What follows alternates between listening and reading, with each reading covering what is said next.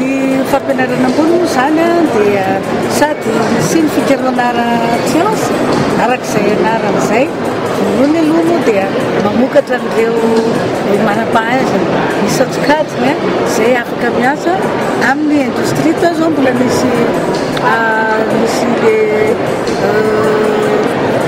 discours kabarika zany hoe mila technicien na ingénieur ny fampianarana ambony no mamokatra an'ireo manaraka zany ary indrindra dia ny fikaroana zany dia efa misafidy ilay objectif tanjona tiako tratrarina dia hoe ny fikaroana mba tena fanoitra mahomby ho amin'ny fampandrosoana maharitra miaraka amin'ny tsara zay hay vao zay innovation dia efa fikaroana manokana koa ary efa manao zany ary ireo fikaroana isan-karazany na ny amin'ny fanafody zany ny amin'ny vaccine zany na momba ny teknôlôjia momba ny environnement zany zay rehetra zay ao daholo ary izy io tsy hipetraka ao amin'ny fikaroana fa tsy maintsy ny indostria no ampiasa zany indrindra no tsy maintsy anaovana ilay fampionana ny mpikarika sy ireo atao hoe opérateur économique zany ary efa natao foana zany hatramin'izay amin'ilay hoe 3P sy tamin'ireny hoe salon de la recherche fa amin'itindray mitoraka ity zany androany dia efa izy ny fanaovan-tsiny androany ity amin'ny eo fanaovan-tsiny amin'ny eo amin'ny ministère fampianarana ambony sy fikaroana sy ny syndicat des industriels malagasy satria zay le fanaovan-tsiny izay dia efa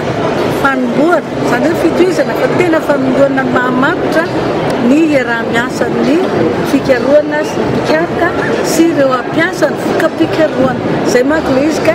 mila fiaraha-miasa matotra satria mila confiance mutuelle zany hoe fifampitokizana indrindra na eo amin'ilay hoe ampiasan'ilay résultat ny voka-pikaroana zany na indrindra koa eo amin'ilay financement ny fikaroana satria mila zany ary ireo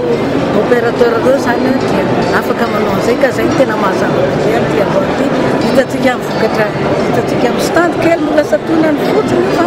zavatra azo ampiasana ny fiainana andavanandro ny vahoaka daholo indrindra moa fa tsika mahita fofi fa mahita n'le vaccine sy ny teknôlôjia isan-karazany dia satria l'industrie koa dia hamokatra ao amin'ny vahoaka koa mazava azy zay ngamba no azona zany fa tena hafaliana sy ino fierté eo anay zany hoe mba sambany anay zany nahazo stand amin'itony sime tony androany dia tena fierté eo anay sy miara-miasa amin'ny sime zay le fitadiavinay azy ela dia efa tonga amin'ny tanjona zany zay zao ministère anankiroa ny maina sy ny teknika raha ny eo amin'ny fikarakarana mbola amin'ny fampiresaka izay maly sy ny tena tokony andraikitra dia mbola tsy zavatra tapaka hoe tsy mety zany fa tena manaraka an'ilay chronologie zany zao ny fanomanana ny baccalauréat tena hoe mbola manaraka ny chronologie ary zay dia manantena fa tsy maintsy ho tanteraka zany ny bakary lay hoe ny zavatra misy kely fotsiny tompony hoe ny EPS angamba inona ny azo amboarina hoe mbola hita ihany ny naovanazy fa raha ny tena baka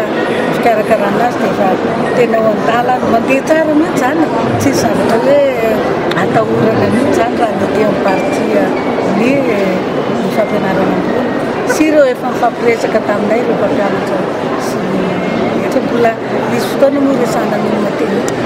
tena hoe manokana iantsonana avao